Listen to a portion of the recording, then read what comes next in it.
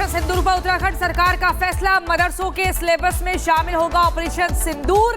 नए पाठ्यक्रम में ऑपरेशन सिंदूर का चैप्टर शामिल होगा। उत्तराखंड की सरकार ने यह बड़ा फैसला लिया है। नए सिलेबस में पाठ्यक्रम में ऑपरेशन सिंदूर का चैप्टर होगा। मदरसों के सिलेबस में पढ़ाया जाएगा कि ऑपरेशन सिंदूर को कैसे भारतीय सेना ने सफलता के साथ पूरा किया, अंजाम दिया। नए पाठ्यक्रम में यानी कि नए सिलेबस में ऑपरेशन सिंदूर का एक चैप्टर भी होगा। ये बड़ी खबर उत्तराखंड सरकार की तरफ से फैसला लिया गया है और मदरसों में अब पढ़ाया जाएगा कि कैसे ऑपरेशन सिंदूर पूरा किया गया। ऑपरेशन सिंदूर को सफल बनाने में थल सेना का भी एक बड़ा योगदान रहा है। थल सेना ने पाकिस्तान की कई चौकियों को तबाह कर दिया है। पाकिस्तानी रेंजर्स लगातार फायरिंग कर रहे थे। अपनी इस रिपोर्ट में हम आपको बॉर्डर पर तैनात उन वीर जवानों से मिलवाते हैं और उनके वो हथियार भी दिखाएंगे जिससे उन्होंने पाकिस्तानी चौकियों को तबाह कर दिया।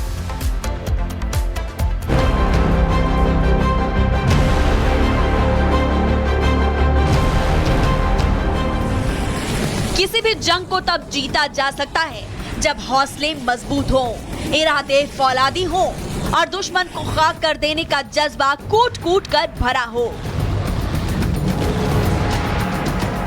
भारतीय सेना ने सिर्फ 4 दिनों में पाकिस्तानियों को घुटने में इसीलिए ला दिया क्योंकि भारतीय सेना में ये सभी चीजें हैं। जवानों में जोश है, वतन के लिए कुछ भी कर गुजरने का जज्बा है और दुश्मन को देखकर हमारे वीर जवानों का खून उबाल मारने लगता है। ऑपरेशन सिंदूर को सफल बनाने में जितनी बड़ी भूमिका इंडियन एयरफोर्स ने निभाई, उतनी ही महत्वपूर्ण भूमिका थल सेना की भी रही।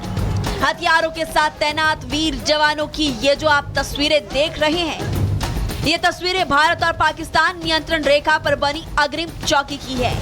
अखनूर में बनी भारतीय सेना की इस पोस्ट ने पाकिस्तानियों को कई घाव दिए क्योंकि जब पाक रेंजर्स ने जम्मू कश्मीर के रिहायशी इलाकों को निशाना बनाकर गोलीबारी की तो भारतीय सेना की इसी पोस्ट से ऐसे भीषण हमले किए गए कि कई पाकिस्तानी चौकियां पलक झपकते ही तबाह हो गए।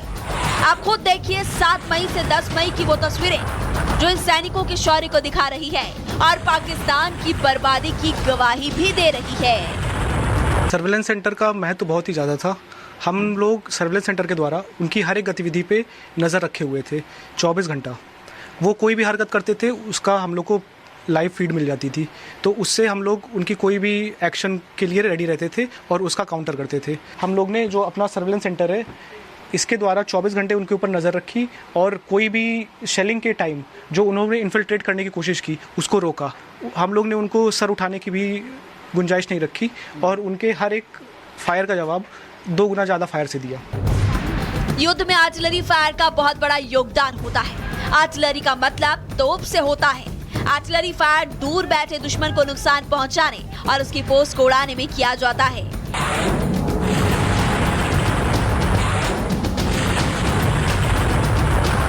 इसके तहत भारी मोर्टार दागे जाते हैं, तोप में बम गिराए जाते हैं, रॉकेट दागे जाते हैं और भारत पाकिस्तान संघर्ष के दौरान पाकिस्तान की हर गोली का जवाब भारत ने आर्टिलरी फायर के जरिए दिया।